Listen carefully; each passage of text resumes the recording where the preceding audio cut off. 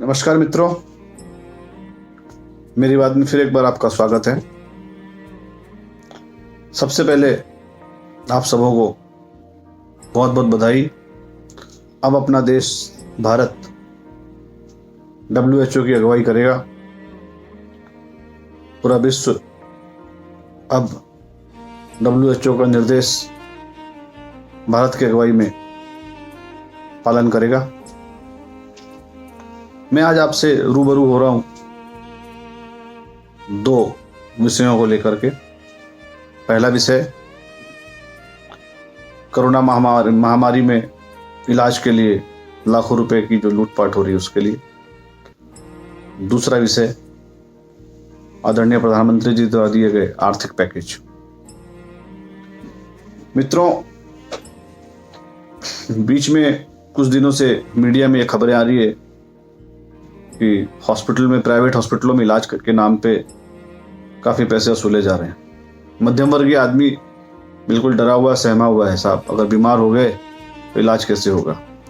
सरकारी अस्पतालों में व्यवस्थाएं नहीं है, दाखिला नहीं हो रहा है, और प्राइवेट हॉस्पिटल में चले गए तो पैसे कहाँ से आएंगे? सोशल मीडियाओं पे चर्चा काफ़ी जोरों में है। किसी हॉस्पिटल ने 15 लाख ले लिए, किसी ने 20 ले लिए, किसी ने 33 ले लिए, किसी ने 35 ले लिए। ऐसी चर्चाएं काफ़ी चल रही है। मैंने सत्यता जांचने की कोशिश की, पर किसी कारण से मैं पहुंच नहीं पाया। मेरा सरकारों से निवेदन है कि इसकी सत्यता को जांचें। अगर ऐसा है तो इस पर तुरंत प्रभाव से अंकुश लगाएं। आदमी सोच के डर है, डर का माहौल है, और ये सोच के और डर रहा है, पता नहीं क्या होगा।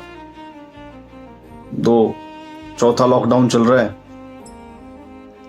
अंधकार ही अंधकार दिख रहा है। कितने दिन इसमें जीना है पता नहीं चल रहा है। मैं सिर्फ एक चीज जानना चाहता हूं।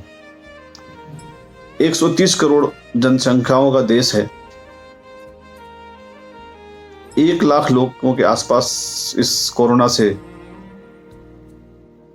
संक्रमित लोग पाए गए हैं, जिसमें से कुछ हजार लोग ठीक होकर घर चले गए हैं, कुछ 100 लोग की मृत्यु हो गई है। तो कुल मिला जुला के 70-80 हजार लोगों का इलाज हिंदुस्तान में संभव नहीं है क्या? हमारे पास इतना इंफ्रास्ट्रक्चर नहीं है क्या? हम उनका इलाज फ्री में नहीं कर सकते हैं क्या? एक तरफ हम 20 लाख करोड़ पैकेज की बात करते हैं और एक तरफ उनका इलाज भी नहीं हो सकता है। उनके लिए प्राइवेट हॉस्पिटलों से पैसा वसूला जा रहा है। क्यों? सरकार इस दिशा में सोच नहीं सकती है क्या? उनको सोचना चाहिए कि नहीं सोचना चाहिए? मुझे लगता है उनको सोचना चाहिए। कोरोना महामारी से जो भी आदमी पीड़ित है उसका इलाज हिंदुस्तान की सरकार मुफ्त में क्यों नहीं कर सकती है? हिंदुस्तान के हॉस्पिटल मुफ्त में क्यों नहीं कर सकते हैं? या फिर मुफ्त में नहीं कर सकते हैं आप तो बेयर मिनिमम प्राइस फिक्स क्यों नहीं कर सकते हैं? इस पे सरकारों को सोचना चाहिए, ये मेरा सुझाव है। दूसरी बात, जो आदरणीय प्रधानमंत्री जी ने आर्थिक पैकेज दिया है उस विषय को लेकर मैं आपको पहले बता दूं, मैं मोदी जी का जरा भी विरोधी नहीं, मैं मोदी जी का समर्थक। पर घर का मुखिया, देश का मुखिया, देश का राजा, देश का प्रधान सेवक अगर कोई ऐसे डिसीजन ले रहा है या कुछ ऐसी चीजें ले रहा है जो उसे लगता है कि वो हमारे हित में है और हमें समझ में नहीं आ रही है, तो हमें हमारी आवाज उन तक पहुंचा दीजिए। आप हमारे घर के मुखिया हैं, हमारे देश के मुखिया हैं, और हम उसके देश में रहने वाले लोग हैं, तो हम हमारी बात आप तक पहुंचाना चाहते हैं। आदरणीय मोदी जी, आपने 20 लाख करोड़ का पैकेज दिया, मध्यम वर्ग के हाथ में क्या आया? सोचिएगा जरूर। मध्यम वर्गीय आदमी फ्री में इलाज नहीं करा सकता है। अपनी दुकान खोलने के पहले, अपने व्यापार पे जाने के पहले 15 बार सोच रहा है वो किस तरह से जाएगा, उसकी सेफ्टी के लिए क्या है, उसका फ्यूचर क्या है। उसको सब अंधेरा दिख रहा है। उसके व्यापार में सेंध लग चुकी है, वो व्यापार कैसे करेगा? उसकी पूंजी टूट चुकी है, वो काम कैसे करेगा?